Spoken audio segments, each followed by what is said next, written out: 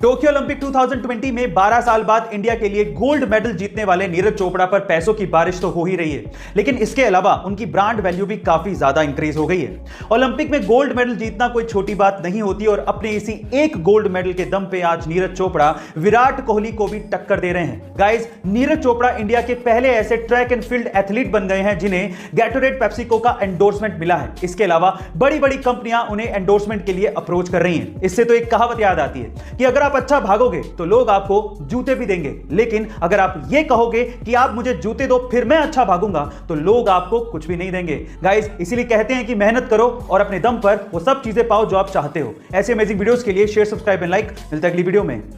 यह घटना घटी दूसरे विश्व युद्ध के बाद, जब 1945 में जापान में एक लड़का अपने छोटे भाई की डेड बॉडी को अपनी पीठ पे लाद कर उसके अंतिम संस्कार का इंतजार कर रहा था।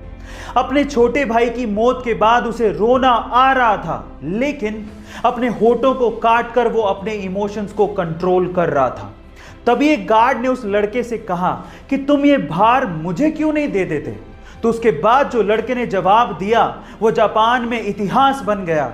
उस लड़के ने कहा कि ये कोई सामान नहीं है, ये मेरा भाई है। और आज भी ये पिक्चर जापान में। गाइस, जिंदगी में कभी कभार कुछ ऐसी कहावतें हमें सुनने को मिलती हैं जो कि हमें जिंदगी जीने का सलीका सिखा देती हैं। उन्हीं में से एक कहावत अभी मैं आपको बताने वाला हूं, ध्यान से सुनिएगा। इन 3 लोगों को अपनी जिंदगी में हमेशा याद रखिएगा।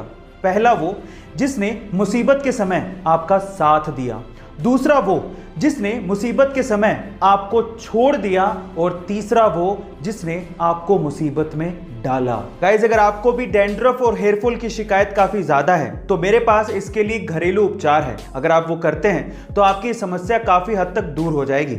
इसके लिए आपको बीट रूट यानी कि चुकंदर लेना है और उसे पानी में डालना है और उसके बाद उस पानी को बॉईल करना है। उस बॉइल्ड वाटर को आपको अपनी स्कैल्प यानी खोपड़ी पे लगाना है और उसके बाद उस सिर को कम से कम 1 घंटे तक रखना है और उसके बाद अपने बालों को धो लेना है। ऐसा करके आपके बाल बहुत स्ट्रॉन्ग हो जाएंगे और इसके अलावा आपका हेयरफॉल और डैंड्रफ का प्रॉब्लम। अक्सर आप लोगों ने हिंदू रीति रिवाजों में दूल्हा दुल्हन को अग्नि के चारों तरफ 7 फेरे लेते देखा होगा, पर सवाल यह है कि 7 फेरे ही क्यों?